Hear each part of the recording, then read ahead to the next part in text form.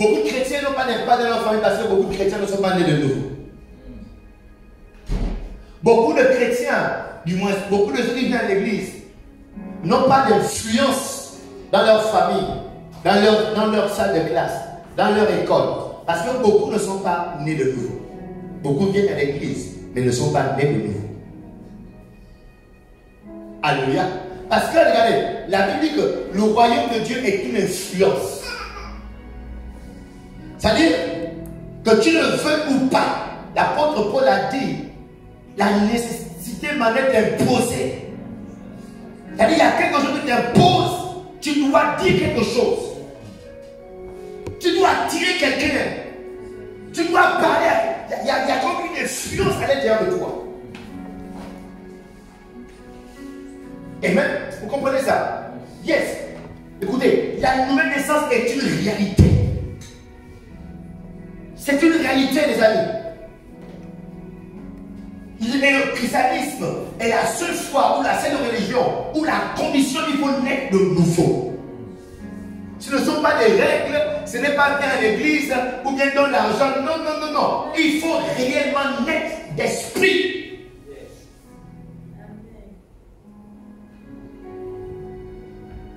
Et en venant à l'église, vous devez vous rassurer tous les jours. Est-ce que je suis né de nouveau? Alléluia. Est-ce que je suis né de nouveau?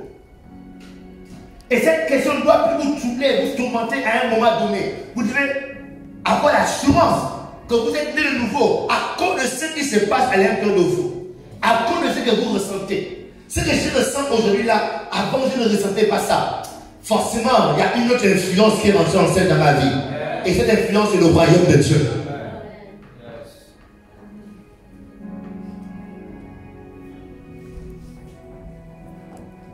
Wow. Quand Jésus a voulu gagner la Samarie, il a voulu sauver cette ville. Il ne s'est pas débrouillé à aller faire une grande croisade dans la Samarie. Pour jouer une personne. Il a pris cette femme prostituée qui avait une vie compliquée. Écoutez, vous savez, le royaume de Dieu s'en fiche de votre vie actuelle. Que vous soyez un prostitué, un voleur, je ne sais pas ce que vous êtes. Le royaume de Dieu. Parce qu'il sait qu'il fait de vous une nouvelle personne qui n'a jamais existé. Alléluia. Bien. Et cette femme est abordée par le royaume. Le royaume veut la coloniser. Et la Bible dit que Jésus, quand Jésus a créé cette femme, a semé en elle le royaume. Elle seule, elle a gagné toute la vie. Si tu peux être un né de nouveau, je t'ai dit, que tu le veux ou pas, tes soeurs, tes frères, tes parents, forcément. Yes. D'autres prendront plus de temps que d'autres de te suivre. D'autres viendront plus vite. Mais à chaque fois que tu seras avec les gens sentiront que tu es réellement différent. Yes. Que tu ne leur appartiens pas. Alléluia. Yeah. J'étais dans une famille, peut-être qu'après je reviens dessus, mais ça me vient maintenant. J'étais hier à un repas de famille, j'étais hier le premier. Comme souvent je ne sais pas recueilli, ou bien réellement il me considère comme famille. Oh non, tu es le pasteur de la famille. Non, je ne suis pas le pasteur. Je suis le pasteur de mes brebis. Je suis le pasteur de votre famille. Quelqu'un veut venir en Christ, il vient en Christ. Moi, je suis pasteur d'une famille, jamais. Alléluia. Je le fais, je ne suis pas le pasteur de votre famille. C'est ça la religion. On est ça dit c'est comme si c'est un jeu. Oh, vraiment. On est pasteur. Non, je suis là pour vous sauver de l'enfer. Je ne suis pas là pour être le pasteur de la famille. Oh, le pasteur de la famille a prié. Non. Ils m'ont dit, il a prié. Moi, c'est une opportunité de mon mari. Avant de prier, ok, je vais faire 2 prières. Il y a d'abord un de la famille qui est passé. Un oncle. On va commencer l'aîné, toute la famille. Oh, il a commencé, oh yo, En tout cas, nos tribus, je me tiens là, les esprits, venez manger. De ma tête, je peux dire. Il va raconter de nouveau. Il faut naître de nouveau. Je sens que tu vas mettre mon combat à quelque chose. Ok. Il a fait des choses là. Alors voilà, on a notre fils. Voilà. Il va venir prier. Il va dire, je ne pleure pas. Il dit ça. Moi, je ne pleure pas. Il dit, ok. Il dit, je vais faire deux prières. Une prière que j'adresse à Dieu. Et une prière que j'adresse à vous. Il y a quand je parle, ce sont les paroles. Ils sont dans les 60 ans, 50 ans. Quand je parle, il devient des enfants. Ils sont perdus, ils ont besoin de Jésus. Moi j'ai la lumière, je parle avec autorité. Et quand je parle, je vais devant eux. Je parle comme ça. C'est ça. Il a dans les yeux, il dit. C'est ça. J'ai l'assurance qu'ils ont besoin de Dieu. Il faut de parler. Non. Qui veut recevoir Jésus-Christ aujourd'hui? En fait, ils ont honte les uns des autres. Ils se regardent. Il y a un qui est là avec une bouteille de whisky. Nous sommes tous des parents. J'ai dit non, dans mon message d'écouter, c'est ce qu'on dit souvent. Il dit écoutez, la Bible est claire, même le diable croit. Les démons croient en Dieu. Il y a deux façons de croire que Dieu existe et de croire au point d'inviter Dieu dans sa vie. Mais moi, je voudrais vous engager dans le deuxième foi. Croyez et invitez Jésus dans votre cœur aujourd'hui. De peur d'être étonné qu'un jour je vais l'enfer. Après, il y a un papa qui me voit à la fin. C'était l'ami de mon oncle, de mes oncles. Il me salue, ça va. Tu es sur le pasteur Gaspard? Je dis non. Ok. Donc vous devez comprendre que ça, c'est le travail actuel de Dieu. Ce que Dieu est en train de faire, il est en train de chercher des éléments, des personnes qui peuvent mettre à part, en lesquelles il peut s'investir pour pouvoir influencer d'autres, se reproduire en d'autres. Alléluia. Donc Dieu a juste besoin de toi seul, que tu acceptes de mourir afin de laisser le royaume de Dieu vivre, pour qu'au travers de toi, la reproduction s'opère, la multiplication. Are you ready? Tu es prête?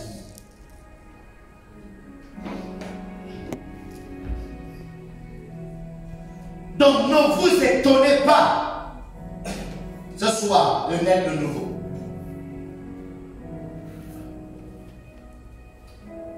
Parce que la nouvelle naissance est le point de départ avec l'expérience de voyage du royaume de Dieu. Amen. Et je vous parle de ça, un, pour vous-même, deux, pour que demain vous soyez capable d'en parler aux autres. Vous devez comprendre que vous devez expliquer aux gens que ça commence par la nouvelle naissance. Ça ne commence pas que tu es parti à l'église. Ça ne commence pas que depuis que tu pries dans l'église. Ça ne commence pas que notre famille est une famille chrétienne. Comme Jean Papier l'a dit pendant cette repas, nous sommes tous des chrétiens. J'ai dit non, Jésus a dit vous les reconnaîtrez par leurs fruits. Alléluia. Donc, quand tu es devant un parent qui dit non, nous sommes tous des chrétiens, tu dis hey, ça commence par la nouvelle naissance. Est-ce que tu es né de nouveau? Très important. Et la Bible est claire. Dans cette histoire, pour la première fois, ce thème de nouvelle naissance apparaît dans la Bible. Dans l'Ancien Testament, on ne parlait pas de nouvelle naissance. Ça commence avec cet entretien que Jésus a eu avec un homme qui était un religieux. Cet homme-là représentait pleinement l'Ancien Testament parce que c'était un docteur de la loi. La Bible dit, il lui est un homme, dans Jean chapitre 3, à partir du verset 1. Il lui est un homme d'entre les pharisiens, nommé Nicodème. Écoutez bien l'histoire. Certains la connaissent déjà, mais il faut encore tendre l'oreille. L'esprit peut dire autre chose. Ceux qui connaissent déjà. La Bible dit quoi? Un chef des Juifs. Donc cet homme-là, ce n'était pas n'importe qui.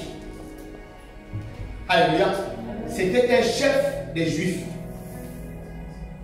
qui vint lui auprès de Jésus de nuit et lui dit, vous savez, c'était un chef.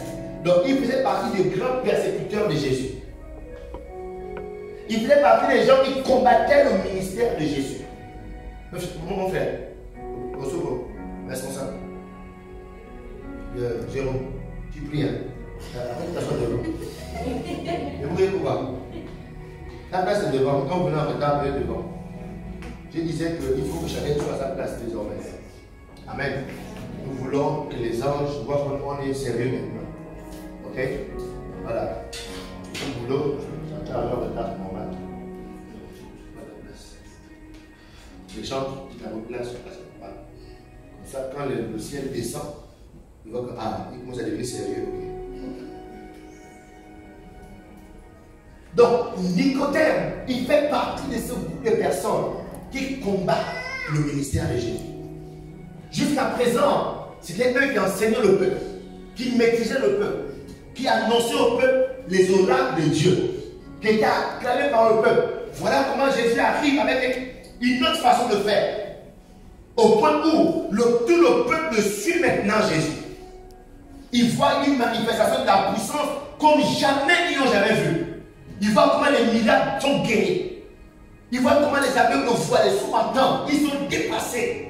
Et un jour, ils m'ont envoyé les espions dans une des croisades de Jésus. Le témoignage qui revient là-bas. Ces gars vont dire, hé, cher chef, jamais homme n'a parlé comme lui. Donc, qu'est-ce qu'ils sont en train de dire? Vous, là, depuis que vous enseignez là, même vous ne parlez pas comme lui. Il parle comme ayant autorité. Donc, du coup, ils ont frappé les jalousies. Que la vedette leur a été volée. Donc, ils font tout. Ils essaient de mettre des bâtons dans les roues. Ils font des guet-apens. Ils font des pièges. Rien n'arrive pas. Mais cet homme-là se remet quand même en question. Il dit, ok, tu vas devoir passer, je prie. Non, il est quand même fort. La Bible dit qu'il vient de nuit. Ça veut dire qu'il est parti en cachette. Il ne fallait pas que les autres sachent. Ça veut dire que le gars a commencé à croire en Jésus-Christ au fond de lui. Mais il ne voulait pas montrer ça aux autres. Il est venu la nuit en cachette. Avec une cagoule. La nuit. À l'époque, il n'y avait pas d'électricité. Donc facilement, il faut fuir. Et il est arrivé là où j'étais. Qui est là? Oh, c'est Nicodème. Entrez-lui. Ah, mon Dieu Jésus. Bonsoir. Oh, monsieur Nicodème, vous êtes là? Jésus était un homme tranquille. Oui, oui. Ah, il est rapide. La Bible dit maître.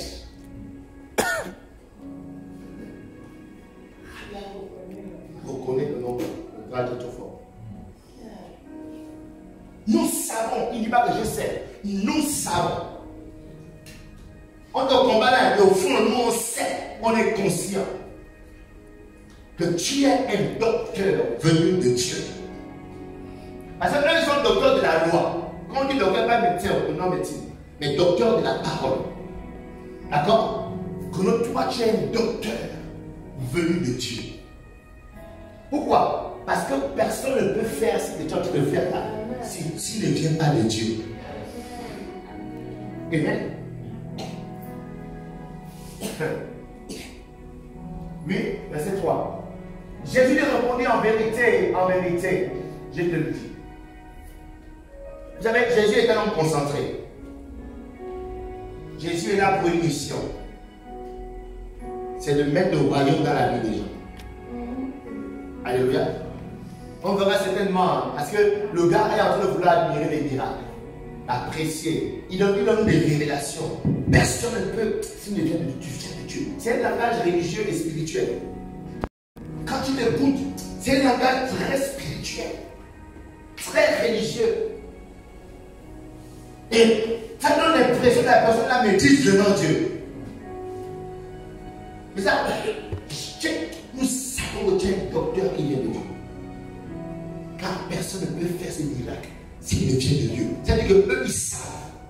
C'est comme si ils ont une relation avec Dieu pour savoir qu'il vient de Dieu ou pas.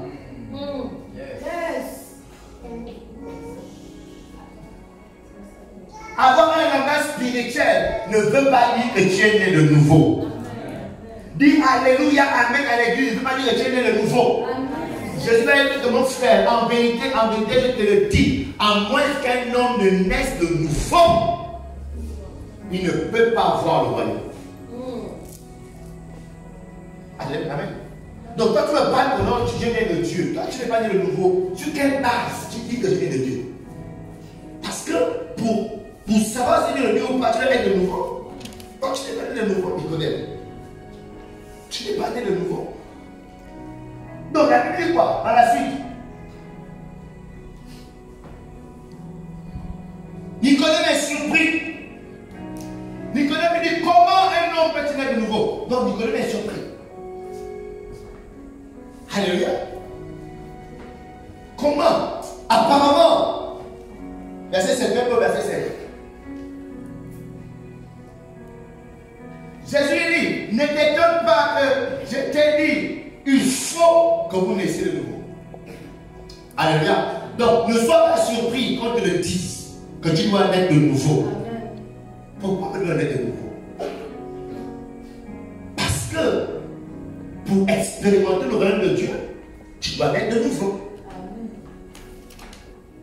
Alléluia.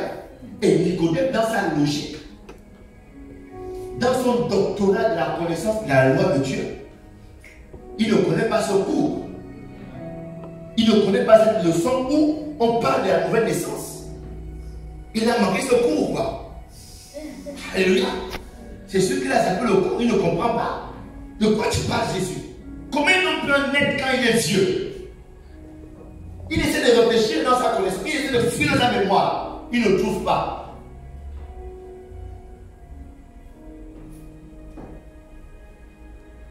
Mais Jésus va lui donner cette leçon, ce cours de rattrapage.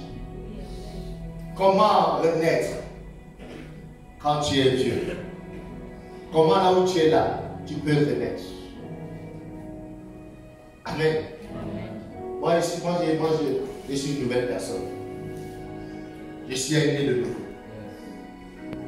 Je n'ai rien à voir avec ce que j'étais avant. Alléluia. Il faut que tu te l'acceptes maintenant.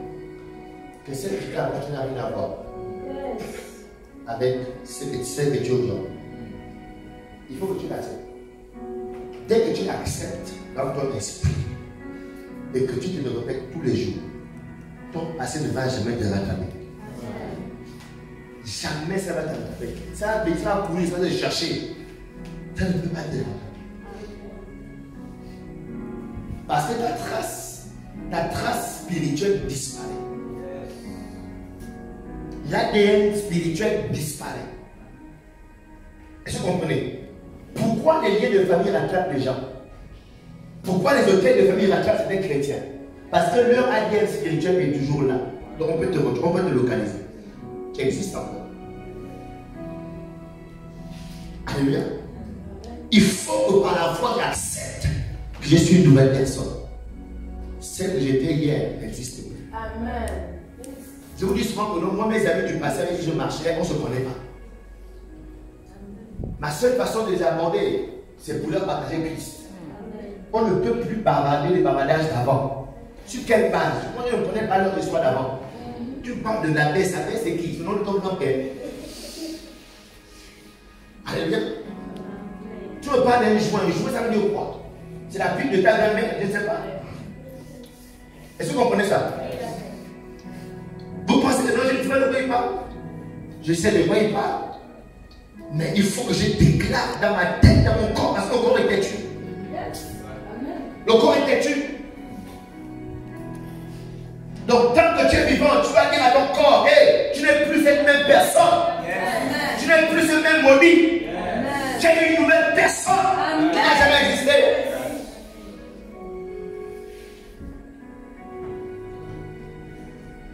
Donc, rapidement, je vous explique ce que Jésus a enseigné à ce grand docteur de la loi. Aujourd'hui, je vais vous donner certainement 3 ou 4 principes sur la nouvelle naissance.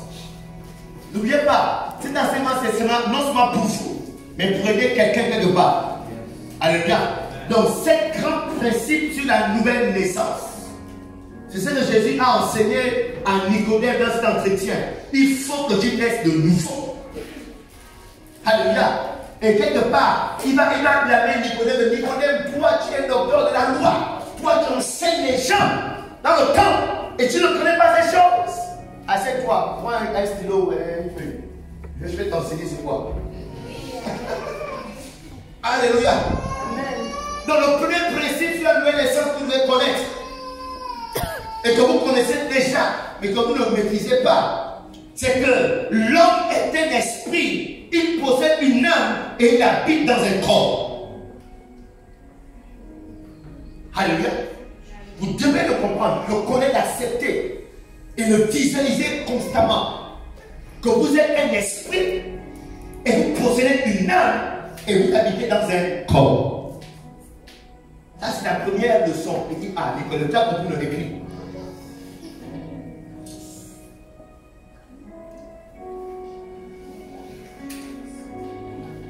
Et cette information, nous sommes bien conscients, nous la recevons rarement ou jamais de nos maisons. Yes. On nous a éduqués à nous brosser les dents. On nous a appris à nous laver. Les femmes, on nous a appris à faire vos toilettes. On t'a appris à te tresser. Alléluia. On t'a appris à te brosser les dents le matin. On t'a appris à faire tes cheveux. On t'a appris à prendre le petit déjeuner. Mais tout ce qu'on t'a appris à faire là, c'est pour nourrir nos corps. C'est pour entretenir nos corps. Mais on ne nous a jamais fait asseoir. On nous a expliqué à l'intérieur de notre corps, il y a un être. À l'intérieur de ton corps, il y a un être qu'on doit aussi entretenir. Cet enseignement, aucune université ne nous enseigne ça. Amen. Aucun philosophe n'a le courage d'entrer là. De nous expliquer ça. On survole ça seulement. On donne des pensées. L'être immatériel, on s'arrête là. Alléluia. Amen. Et Jésus, il faut là clairement.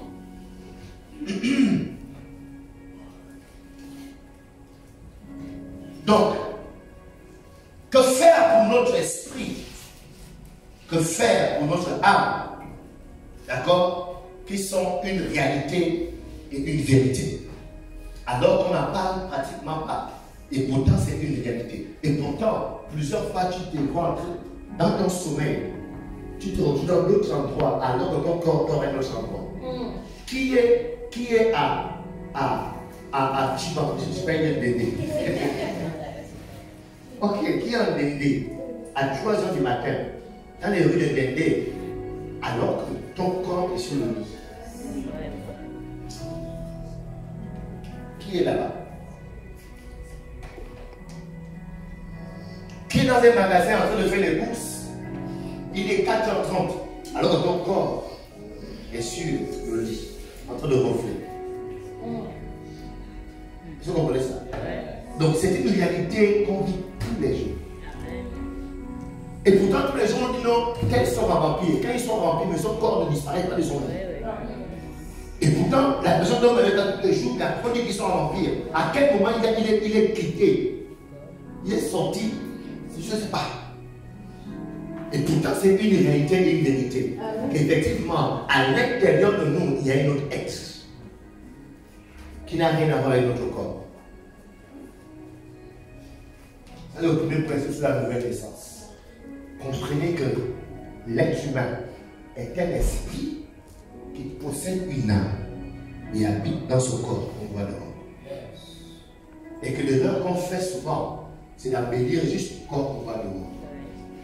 Alors on comprend que c'est ce même corps-là qui pourrit après. Et ce qui est éternel, on en parle. Nicodème, c'est de ça qu'il est question. Alléluia. Il est question de ton être éternel, immatériel. Ton esprit, il doit quoi? Renaître.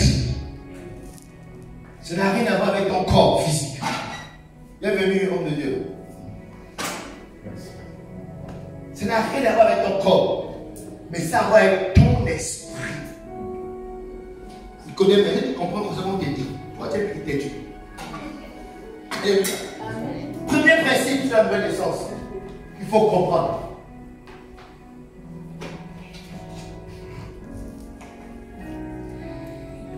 Waouh!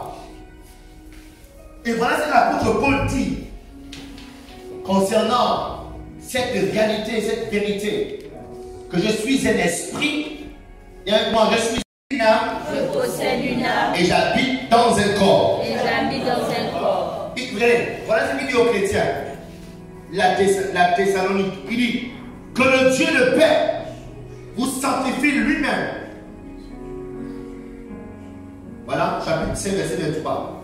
1 Thessaloniciens, chapitre 5, verset 23. Que le Dieu le Père vous sanctifie lui-même, tout entier.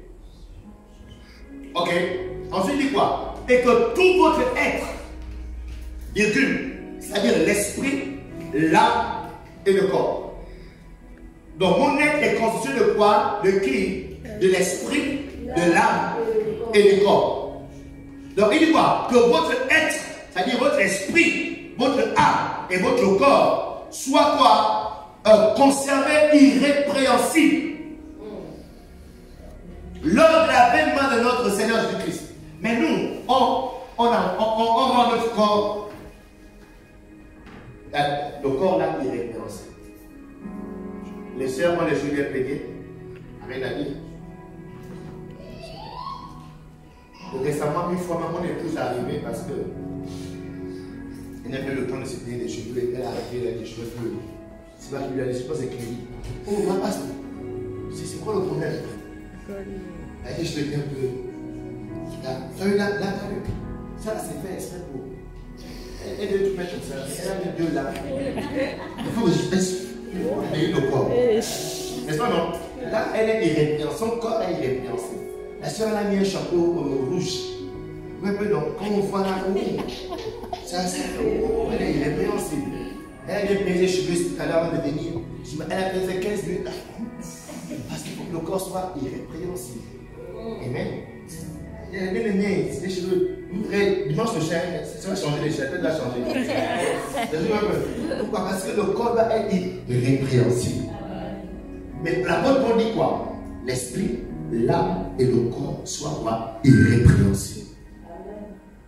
Mais l'être humain, on nous a appris seulement à embellir le corps, ils y convient.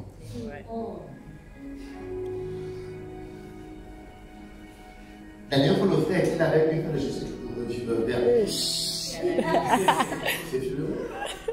C'était un verre quoi? Un verre fluo. C'était mignon. C'est mignon et tout, c'était beau à voir. C'est le corps. Est-ce que ton esprit est aussi joli comme ça? Amen. Est-ce que ton esprit est aussi joli? Quand on voit ton joli visage qui brille. Tu as pris, par exemple, le travail dessus. Il y a le visage de. Quand on va réussir son visage, wow, quel est le visage? Yes. Oh. Mais il a dit, c'est faux. On peut reconnaître. Je ne connais pas, ça c'est pour moi.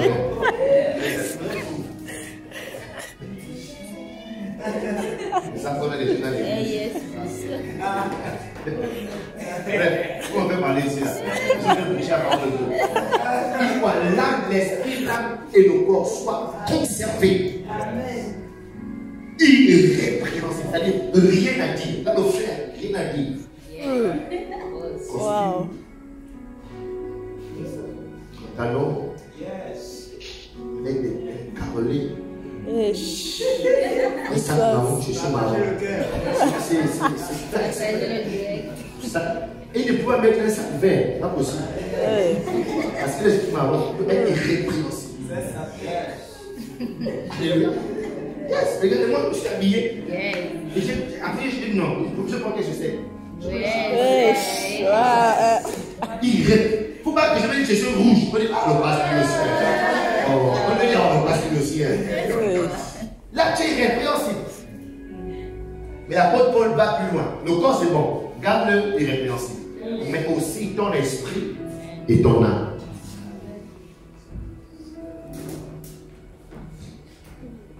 Donc, un être humain, c'est un esprit qui possède une âme, d'accord, et un corps. Ok?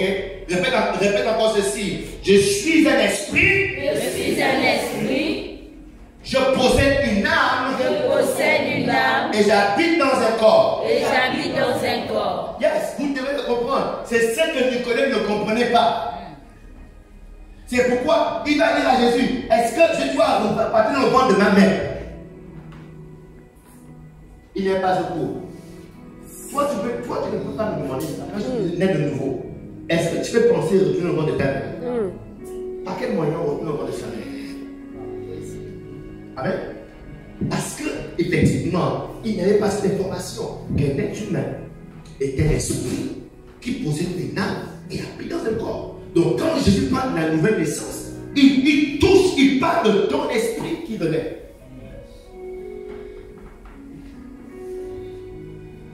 Donc, nous devons le comprendre en début de cette année. Chrétien de Foursquare, cette vérité et réalité doit être claire dans votre esprit. Vous devez la maîtriser. Un être humain n'est pas juste un morceau de viande. Alléluia. Un être humain n'est pas juste un morceau de viande. Amen. Yeah. Vous devez donc comprendre désormais qu'il y a en vous quelque chose d'éternel. Quelque chose qui ne va jamais s'arrêter. C'est votre esprit et votre âme. Même quand votre corps va s'arrêter, il y a votre esprit qui va continuer à exister. Amen. Vous devez le comprendre, que vous n'allez pas juste vous évaporer dans la nature et disparaître. Non. Vous allez continuer à exister et à exister. Ça ne va pas s'arrêter. Votre vie ne va pas s'arrêter sur la terre. Votre vie ne s'arrête même pas dans une tombe. Au-delà de la tombe, il y a une vie. Et il y a une vie que vous vivez après la tombe. Amen. Vous devez le comprendre. Et vous devez, ça doit être clair dans votre esprit. Vous n'êtes pas votre corps en voie.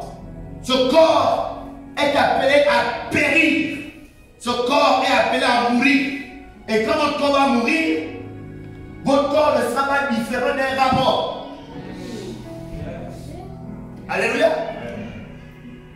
Si on prend un rat là, et on met un chien là, et on met votre corps là, il n'y aura pas de différence. Vous allez tous sentir mauvais. Et on va tous vous mettre dans un trou ensemble. Malgré tout l'amour qu'on avait pour vous. Et l'adoration qu'on avait pour vous. Est-ce que vous comprenez ça? Qui a remarqué ça?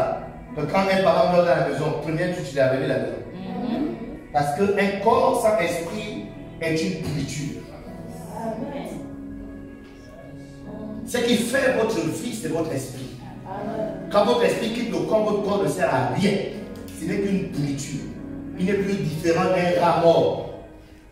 Pitié pour les orgueilleux. Pitié pour ceux qui pensent qu'elles sont trop belles. Les asticots vont sortir de tes yeux, tu verras. Dans tes beaux yeux, là, les asticots vont sortir.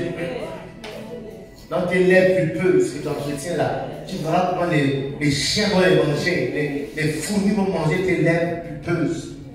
Tout le temps tu es là sur TikTok, voilà, les asticots vont sortir tes lèvres. Est-ce qu'on est ensemble? Vous devez valoriser votre esprit et maîtriser votre corps. C'est pourquoi l'apôtre Paul dit, je regarde mon corps comme de la boue.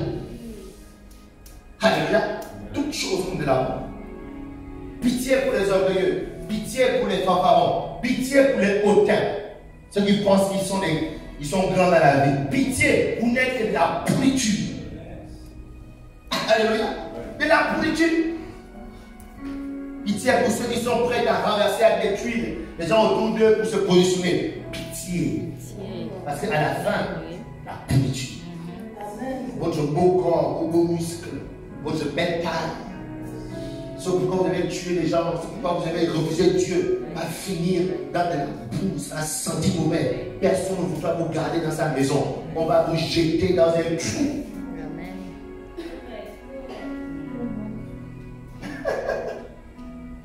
Quand vous allez réussir à maîtriser le corps humain comme ça là, vous allez vous battre pour développer votre esprit. Amen. vous allez tout faire pour entretenir l'homme intérieur. L'homme intérieur qu'on appelle en grec le koutos, c'est-à-dire l'homme qu'on ne voit pas mais qui est à l'intérieur. Le vrai vous, le réel vous. Celui qui donne de la valeur à votre corps physique. Celui qui donne la vie à votre corps physique. Celui qui donne de l'éclat à votre corps physique. De la beauté à votre corps physique. Vous n'avez pas remarqué quand votre cœur en paix, votre visage brille? Vous n'avez pas remarqué ça? Que quand tu es heureuse, quand tu es contente, mais dès que tu as des problèmes dans ton cœur, tu deviens vilaine. Les boutons sortent déjà partout. C'est comme un mauvais stress. Tu vas tirer les boutons parce que ton intérieur va mal. Vous avez tort de négliger l'homme intérieur. Quand il va bien, vous verrez que tout votre être, tout votre environnement ira bien. Alors, tu n'as pas reçu le pastoral. C'est pourquoi tu peux penser que tu peux revenir dans le monde de ta mère, quoi, un vieux. Tu vas rentrer par quel trou? À la bouche, par les oreilles, tu vas rentrer par où? Tu connais. Pour rentrer au monde de ta mère. Donc ce principe est important. Lorsqu'on parle de nouvelle naissance, vous devez comprendre qu'on parle de nouvelle naissance parce qu'un être humain est un esprit qui possède une âme et habite dans un corps. Donc son esprit doit renaître de nouveau. Parce que l'esprit qu'il a, il a hérité de Adam. Et Adam a été séparé de Dieu, condamné à la mort. Donc pour jouir de l'éternité, il doit renaître en Christ Jésus. Parce que ceux qui ont la promesse de l'éternité, ce sont ceux qui renaissent en Christ Jésus. Voyez, c'est en lui qu'il y a la rédemption. C'est en lui qu'il y a le pardon des péchés. C'est par lui que la grâce de l'éternité est arrivée. Est-ce que vous comprenez ça? Alléluia. Yes. Donc vous devez le comprendre. Et ça doit être clair dans votre esprit. Vous devez plus bégayer, pas ça. Lorsqu'on parle de nouvelle naissance.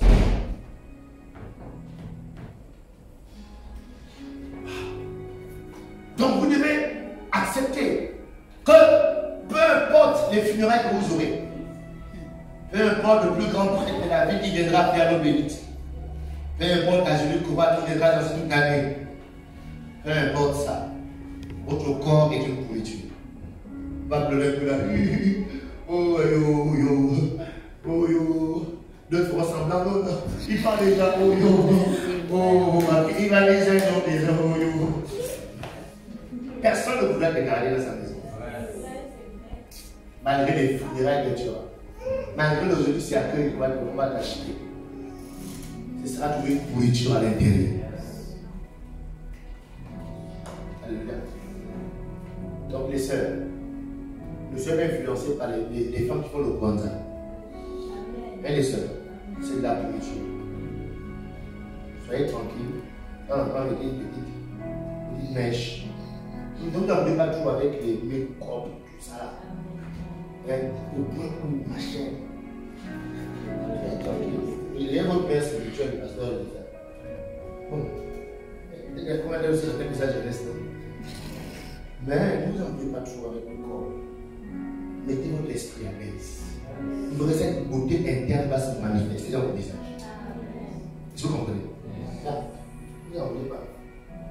Et les vrais hommes spirituels savent voir cet intérieur. Ils regardent ça.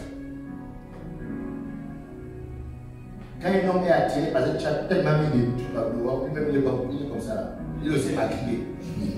Vous savez, maquillé qui attire les maquillés. Wow. Donc ici, par l'histoire de Lazare, que nous connaissons bien, que j'aime beaucoup, Jésus nous illustre cette histoire, cette réalité. Dans le chapitre 6 de Luc, chapitre 16. Luc chapitre 16, verset 22. La Bible nous dit qu'il y a un pauvre qui est mort. Et ce pauvre s'appelait Lazare. Lazare est mort. C'est ce que la Bible dit. Et il fut porté par les anges. Ok. Je sais que vous avez compris de la chose. Mais je répète encore. Lazare est mort. Hein? Et il fut porté par les anges. Ça veut dire quoi? On ne fait aucun commentaire sur ces funérailles. Quand c'est un pauvre. Les pauvres, leurs funérailles sont tout bâclés. Surtout que c'était un mendiant qui mendiait la nourriture des riches. C'est tellement quand il est mort, on a l'impression qu'on l'a jeté dans un petit trou. Ou bien dans la forêt, je ne sais pas. Son corps est jeté quelque part. Mais la Bible dit, il est mort et il fut porté. Donc là, on parle de deux personnes. Lazare, le corps mort, et il y a un autre Lazare qui est pris et porté quelque part. Vous comprenez?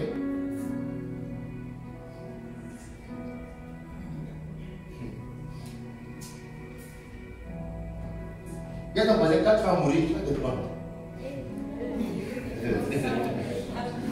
Quand tu vas mourir, tu vas vite te prendre.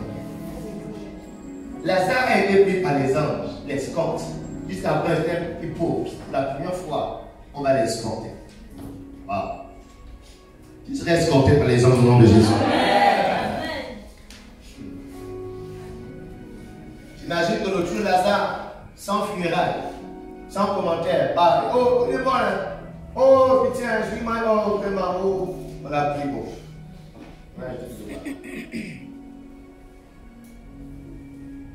Ensuite, le riche mourut aussi et il fut enseveli. On précise. Lui n'est pas juste mort et puis tué. Il mourut aussi et il fut enseveli. Ça veut dire quoi? Qui a vu des funérailles autour de sa mort. Les riches, les gens sont venus, la vie, venus s'incliner devant lui. Mon frère, l'inclinaison devant ta dépouille ne veut rien dire. Pour toi, ça ne veut rien dire. C'est fini. Les prêtres qui viennent chanter vers lui, la fumée, là, ça ne veut rien dire. Ça ne fait rien. Ça ne cherche aucun mauvais esprit. Peut-être que les gens qui restent, mais pour toi, ça ne veut rien dire. C'est fini. Le gars a reçu certainement les honneurs. Un cercueil marbré avec des vis. Mon frère, ces vis-là dans la pourriture, ça ne veut rien dire. Ton corps sera toujours une pourriture. Même ton cercueil fait peur aux gens, les enfants, quand ils vont le cercueil, ils ont peur. Et tous les morts se ressemblent. Qui a analysé ça? Les morts. Un jour, tu vas le voir. On essaie de te marquer, mais tu es déjà vilain. Tous les morts sont vilains, tu as bien manqué beaucoup. Les morts sont vilains, il y a tout. C'est l'esprit qui donne la clarté à ton visage. Amen. Est-ce que vous comprenez ça? Je voudrais ouvrir vos yeux sur cette réalité, les amis. Pour que vous ayez du mépris pour ce monde. Que vous compreniez que notre monde n'a plus rien à vous offrir. Et que c'est en Jésus-Christ que vous avez tout. Que vous soyez prêts à tout perdre pour suivre Jésus. Pour le servir. Alors souvent, on a peur de s'engager en Christ parce qu'on pense qu'il y a on va perdre quelque chose dans ce monde. Il n'y a rien que tu puisses perdre dans ce monde de bon. Est-ce que vous comprenez ça? Est-ce qu'on est ensemble? Amen. Yeah. Que le Saint-Esprit touche vos cœurs avec ses paroles. Que vous croyez désormais comme moi je crois. Donc le riche mourut et fut enseveli. Donc le riche a sûrement, comme je disais, reçu des honneurs, un cercueil digne, un grand prêtre de la vie qui est arrivé. D'accord? Voilà les chants, la chorale est venue chanter toute la nuit. Ok? Donc peu importe comment votre corps va être célébré, peu importe comment on va danser, votre corps ne diffère en rien d'un chien mort, ne diffère en rien d'un rat mort. Votre corps, juste dans quelques jours seulement, il va pourrir. Ok? Il va pourrir et vous allez être jeté dans un trou. Dans un trou, vous allez être jeté. On va tous être jetés dans un trou, les amis. On s'est battu à embellir notre vie, à protéger notre vie, à embellir notre corps, à la fin, dans un trou. Peu importe notre sagesse, notre logique, nos principes de vie, dans un trou. Peu importe les maisons qu'on aurait construites, peu importe les voyages, peu importe l'argent qu'on aurait gardé en banque, dans un trou. Notre corps finira dans un trou. Donc, je vous conseille de penser, de réfléchir. Là, le trou, là, ça va être un Moi, j'ai un projet, je vais faire un cimetière. Ça, c'est le projet de ma vie. J'ai envie de faire un grand cimetière pour les héros de la foi, les serviteurs de Dieu.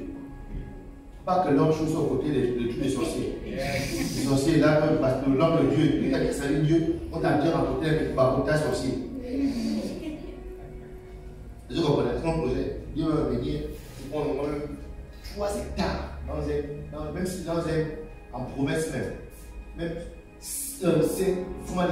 hectares de forêt. Fait un cimetière juste pour les serviteurs fidèles de Dieu. Pas forcément pasteur ou apôtre, mais tu es une chrétienne fidèle, dans une chrétienne. Donc, pasteur atteste, par Pierre, la place. Et puis pas déjà, autre chose.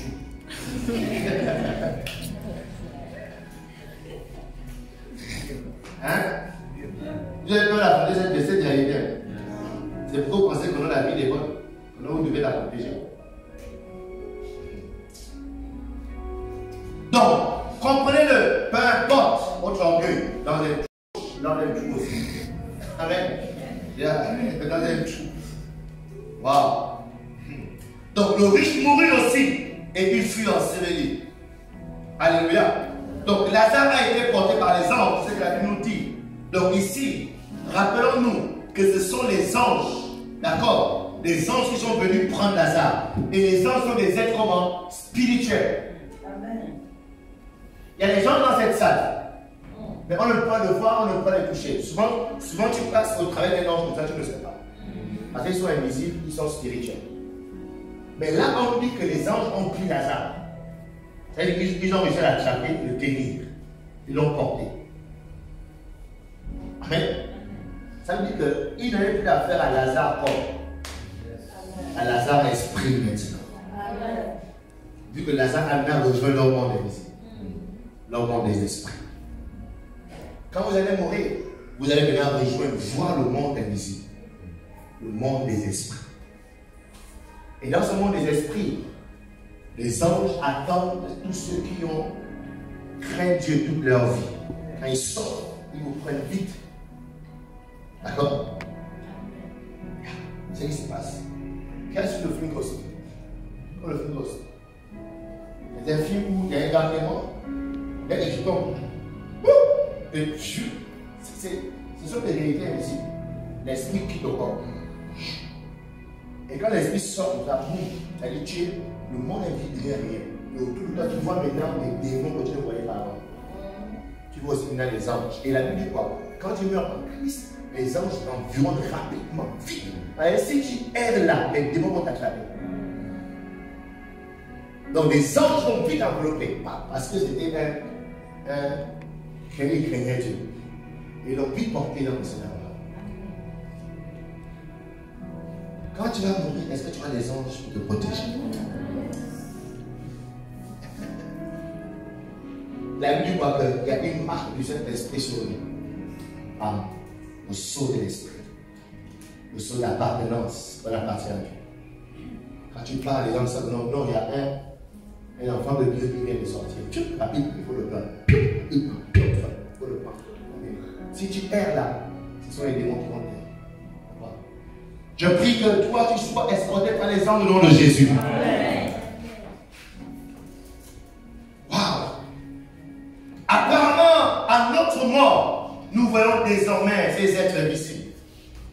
Et ils peuvent nous toucher, nous considérer toucher. Lazare a été porté, escorté par les anges dans un lieu invisible qui apparemment existe.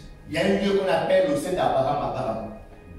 Il y a un lieu invisible qui n'est pas au ciel, là où Dieu est, mais c'est quelque part là qu'on appelle le sein d'Abraham, où tous ceux qui meurent en Christ sont transportés. Apparemment, les amis.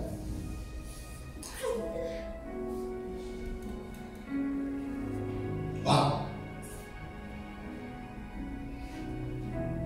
Donc, retenez ici qu'on parle de Lazare.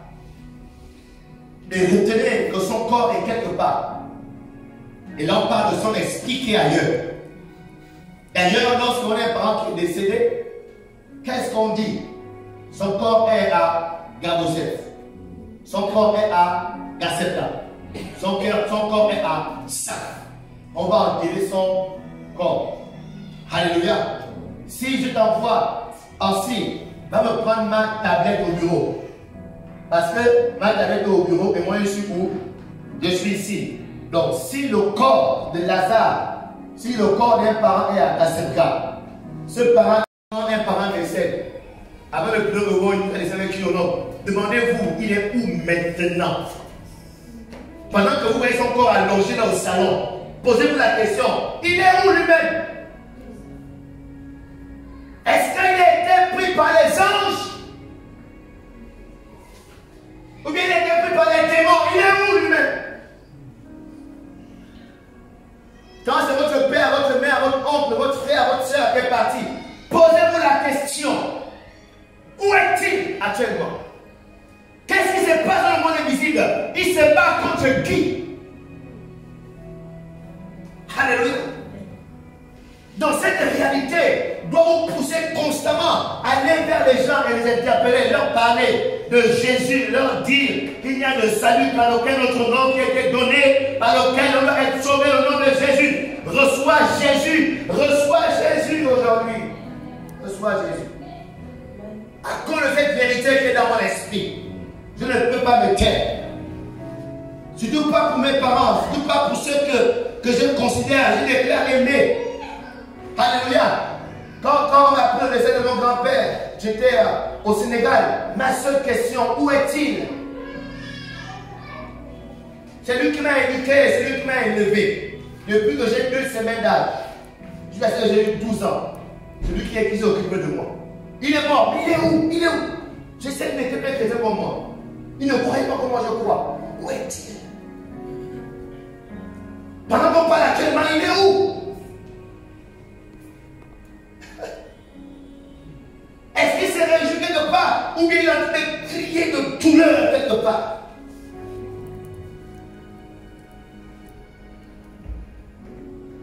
La Bible poursuit en disant, le riche mourut aussi et il fut enseveli. D'accord? Ou dans le séjour des morts. Donc apparemment, il y a un autre monde, un autre lieu invisible qu'on appelle le séjour des morts. Il y a un lieu qu'on appelle le sein d'Abraham. Les anges te conduisent là-bas. Mais il y a un autre lieu qu'on appelle le séjour des morts. Là-bas, la Bible n'a pas trouvé de commentaire comment on va là-bas. Mais ce qu'on dit, c'est qu'il était enseveli au séjour des morts. Donc, si les anges conduisent les élus de Dieu, comme on sait d'Abraham, on peut conclure que ce sont les démons qui conduisent les autres au séjour des morts. Et pourtant, Lazare aussi était mort. Quand on dit séjour des morts, on peut comprendre que non tous les morts sont là-bas. Mais Abraham, étant mort, était conduit dans le sein d'Abraham. Donc ici, lorsqu'on parle de mort, le séjour des morts, ce ne sont pas les morts que ton corps t'a quitté. Du moins, tu as quitté ton corps. Non, ce n'est pas cette mort. Mais c'est la mort où tu as été séparé de Dieu toute ta vie. C'est pourquoi Dieu va dire à Adam, le jour que tu mangeras ce fruit, tu mourras. Mais on va se rendre compte que Adam a mangé le fruit. Mais c'est Adam est mort. Non. Donc ce n'est pas de la mort où tu es séparé de ton corps. C'est de la mort où tu es séparé de Dieu. Combien sont dans nos familles sont séparés de Dieu? Ils sont morts et leur lieu de résidence les attend. Le séjour des morts. À moins qu'on intervienne dans leur vie pour changer leur destination. C'est de ce qu'il est question, les amis.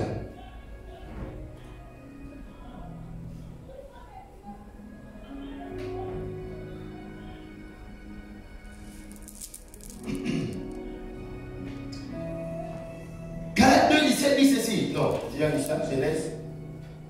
J'ai déjà dit ça aussi, Romains 6:23.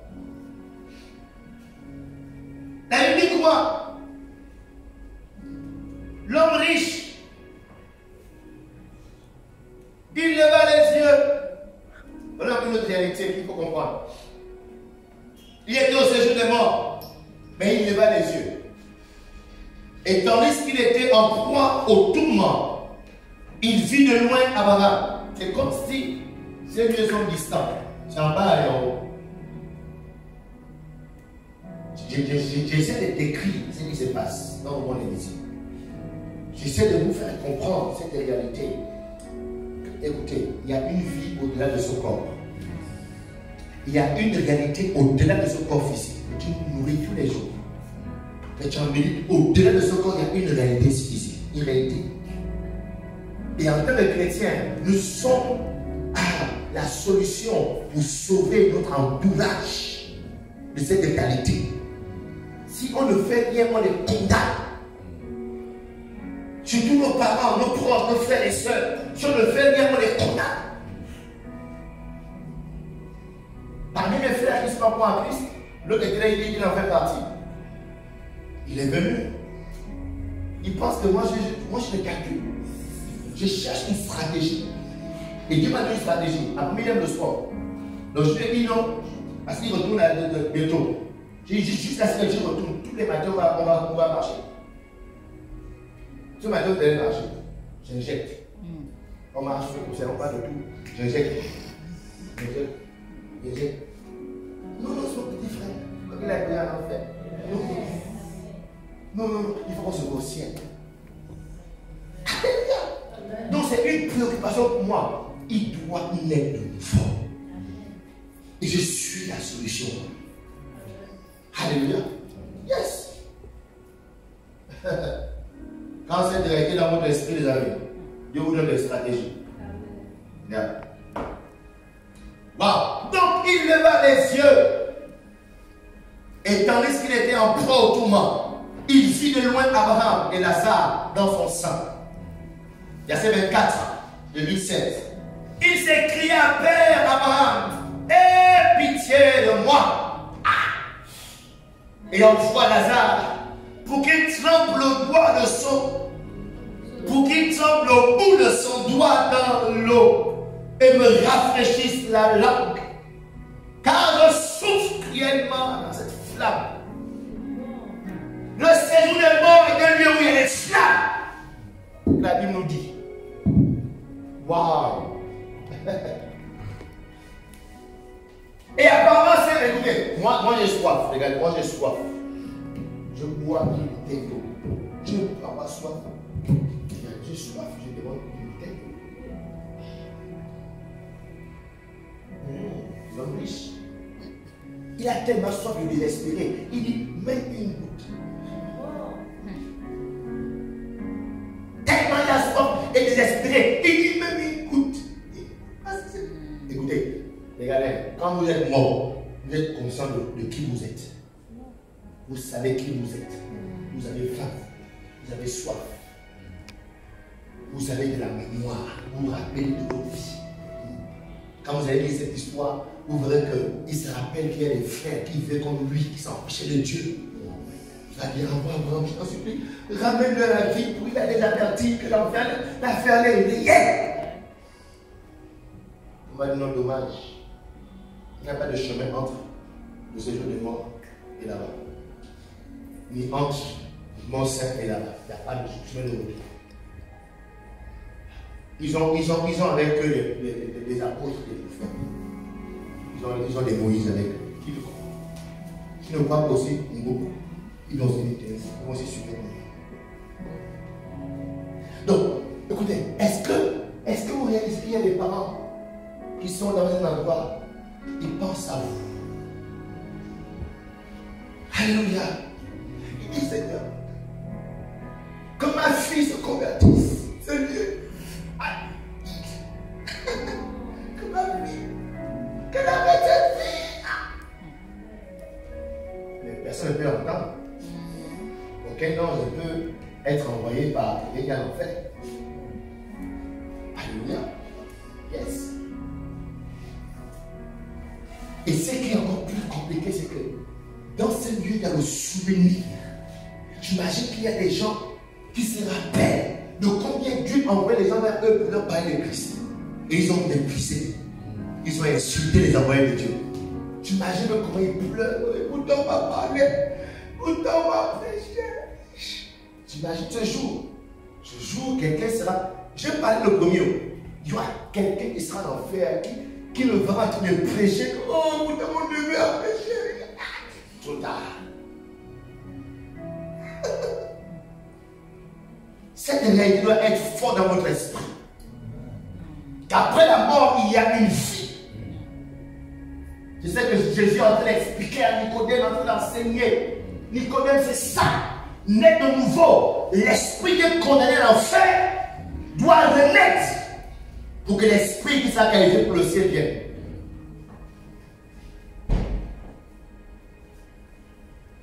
Waouh. Reçois l'esprit, le fardeau des âmes dans ton esprit pendant qu'ils sont en train de parler au nom de Jésus. Waouh. C'est terrible et troublant en même temps. C'est juste une interpellation pour nous de nous lever. En toute occasion, favorable ou non, prêchons. Interpellons les gens. Et nous avons la grâce d'avoir une stratégie qu'on appelle témoignage 1 minute. En 1 minute, partage ta foi. Laisse le Saint-Esprit le reste. Alléluia. Abraham répondit, mon enfant, souviens-toi que tu as reçu tes biens pendant ta vie et que Lazare a eu des maux pendant la sienne. Maintenant, il est ici, consolé. Toi, tu souffres. Pitié pour les gens qui disent non, j'ai trop souffert, je vais faire ma vie. Il a dit des soucis parce qu'il veut mettre faire genre, je vais mettre faire la souffrance. Donc, j'ai trop souffert. Comme on entend souvent que, elle a trop souffert de cette maladie, pourquoi elle est morte? Moi, l'ignorance, c'est compliqué. Hein? Donc, toi, tu penses que comme elle est morte là, c'est fini quoi.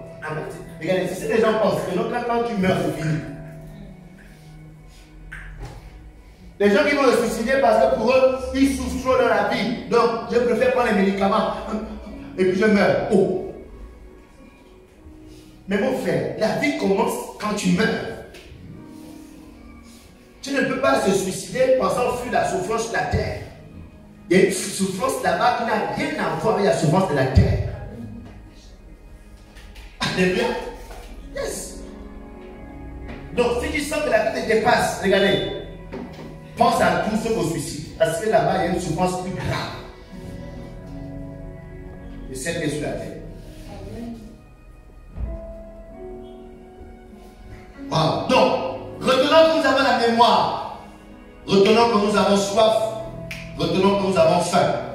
Retenons que nous nous rappelons de qui nous sommes et de nos familles lorsqu'on quitte ce corps et qu'on se retrouve au séjour des morts ou qu'on se retrouve dans le ciel d'Abraham. Mais je déclare que la destination sur le séjour de le ciel d'Abraham au nom de Jésus. Le ciel d'Abraham est ta destination au nom de Jésus. Yes. Wow.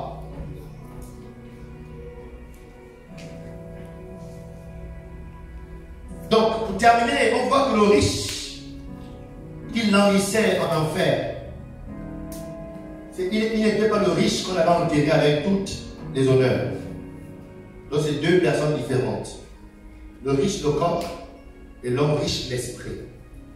Ici, on est en train d'expliquer le principe de la nouvelle naissance, que nous sommes un esprit, nous avons une âme, et nous habitons dans un corps. Là, on nous a présenté l'esprit qui est en enfer. Et l'esprit qui est dans le ciel d'Abraham. Et pendant ce temps, il y a des parents qui vont entretenir la tombe du riche. Chaque 1er novembre. Oh, venez, on va dépousser la tombe de nos parents. Mais le frère, c'est juste pour vous dire que vous insultez là-bas. Il a dit que vous venez balayer sa tombe. Alléluia. Yeah. C'est bon d'appeler les gens. Mais quand tu as quelqu'un au paradis, on peut quand même en fait, c'est ça tombe, tu peux mourir là-bas. Tu vas te mourir.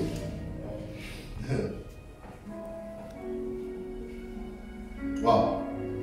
Donc c'était l'âme et l'esprit de riche qui passait par le feu de l'enfer.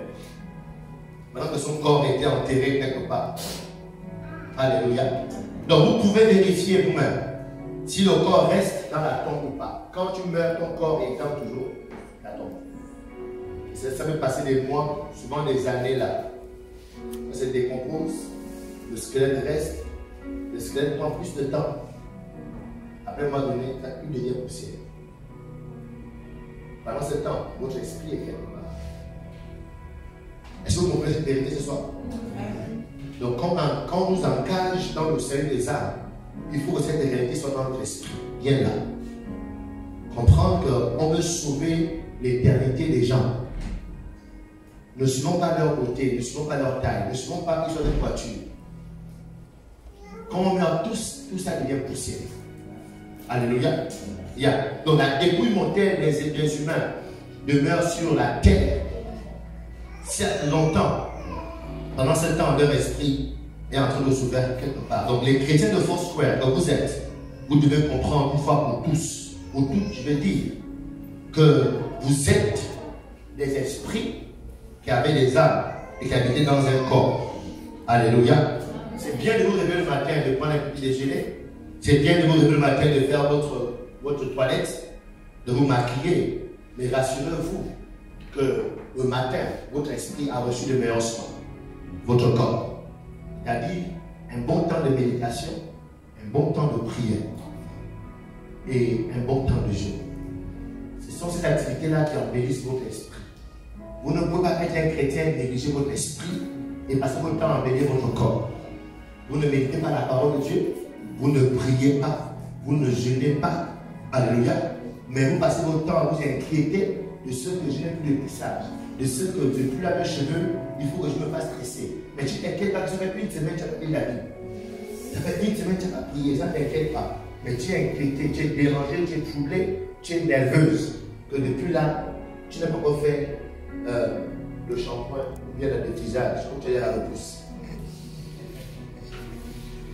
J'habite avec une femme, je connais plus beaucoup même. Alléluia. Donc c'est bien beau, c'est bien, parce que le corps, parce que votre dit quoi? Que le corps, l'âme et l'esprit soient pour moi irrépréhensibles. Donc effectivement, tu dois être présentable devant les humains, les gens.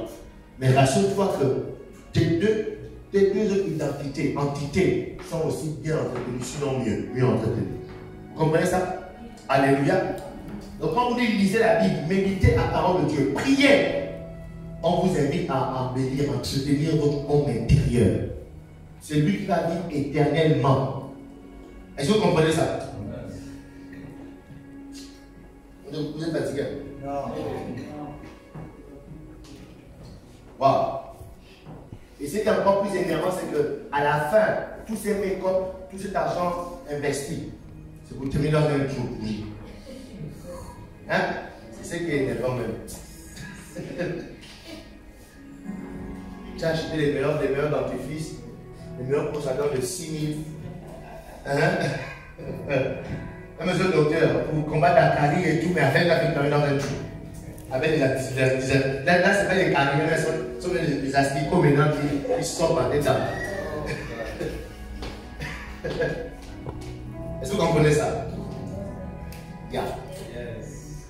Investissons sur notre homme intérieur. Il se respecte la parole. Celui qui parle en langue s'édifie lui-même. Il se construit. Il se bâtit. Amen. Donc c'est un endroit où il parle en langue. Maximisez dans votre parole en langue. Apparemment, quand vous priez beaucoup en langue, vous bâtissez votre homme intérieur. Apparemment. Moi, je ne peux plus en parler chez moi. Quand je prie, 2 heures, tu n'as pas plus grâce en français. Apparemment, quand tu pries en langue, ça construit ton intérieur. Moi, j'en veux plus en français.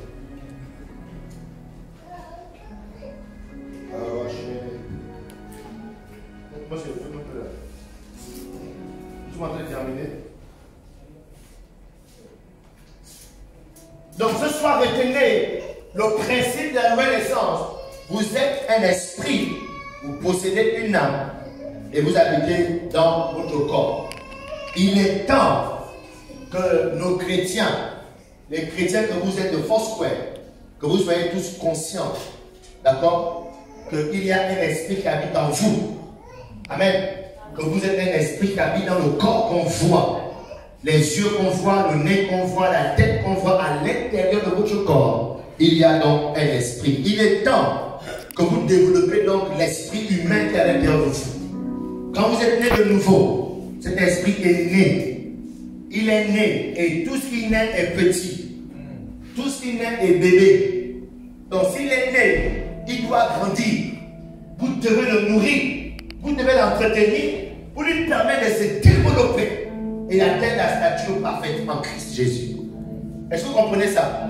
Nous sommes des chrétiens qui naissent aujourd'hui, meurent demain. Ils naissent aujourd'hui, ils meurent demain. Tu viens à l'église aujourd'hui et on te revoit dans 2 semaines. Ah, bâtard! Je parlais à une chrétienne tout à l'heure. Elle me dit, je ne comprends pas. J'ai des maladies. Je me dis, mais attends, mais comment tu peux ne pas avoir des maladies? On te voit à l'église une fois en passant. Tu dis, tu es chrétien. Comment tu es chrétien et on te voit à l'église aujourd'hui, on te revoit dans 3 semaines. Et quand tu appelles, non, ça va, je prie à la maison. Ah, bâtard! Ah, bâtard!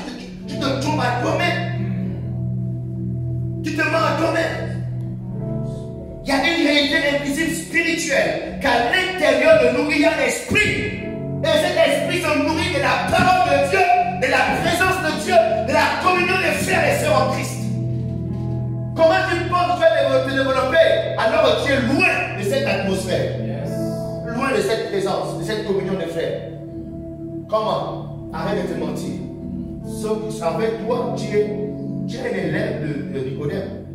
Il t'a enseigné, il t'a appris que tu es l'esprit qui possède une âme et qui habite dans un corps. Et cet esprit a besoin d'être formé, d'être éduqué, d'accord, d'être élevé, de grandir, afin de faire face aux événements de la vie. Alléluia. La Bible dit que lorsque vous parlez en langue, vous construisez, vous rechargez vous-même. Apprenez à parler en langue constamment. Apprenez à parler en langue tout le temps. Ayez une vie de prière, ayez une vie de méditation de la parole de Dieu. Tous les jours, je dois aller. Réalisez, écoutez, ne la lisez plus parce qu'on a dit lisez. Lisez en ayant conscience qu'en lisant, je nourris l'esprit. Alléluia. Si mon esprit est fort, il pourra tenir dans cette vie jusqu'à ce que Christ revienne, jusqu'à ce que je quitte ce corps. Je serai toujours en Christ. Parce que pour demeurer en Christ, il faut avoir la force de l'esprit. Si votre esprit n'est pas fort, il est juste un bébé spirituel. Tu n'as rien de différent d'un homme charnel. La Bible parle des hommes charnels. Les hommes charnels sont comme des païens. Vous avez les mêmes désirs, les mêmes réactions, les mêmes problèmes. Vous vous comportez pareillement. Okay? Tu veux t'énerver, tu t'énerves. Tu veux forniquer, tu forniques. Tu veux te droguer, tu te drogues. C'est ça les hommes charnels. Et pourtant, ils sont en Christ. Ceux qui sont charnels. Est-ce que vous comprenez ça? Donc, si vous demeurez charnel, ça veut dire quoi? Que vous n'avez pas jusqu'à présent nourri l'esprit. Amen. Et le même châtiment, du moins, la même fin d'un homme charnel est pareil d'un homme païen. Parce que la Bible est claire, ce sont ceux qui sont conduits par l'esprit de Dieu, qui sont enfants de Dieu. Et Dieu vient chercher ses enfants. Il ne vient pas chercher les gens qui viennent à l'église. Il vient chercher son église sans tâche, et rides. Choses de semblable. Alléluia. Alors qu'on peut rentrer dans cette saison de reproduction et de multiplication, rassure-toi de cette réalité que tu es né de nouveau et que tu as en toi l'esprit qui se développe quotidiennement et que tu nourris tous les jours. Donne-lui la Bible tous les jours, son vivant et son lait. Pour les autres, ce n'est plus le lait, plus c'est le manioc. Pour d'autres, c'est le méchoui maintenant. Tu lui donnes le lait, tu ne fais plus rien, il a besoin de méchoui.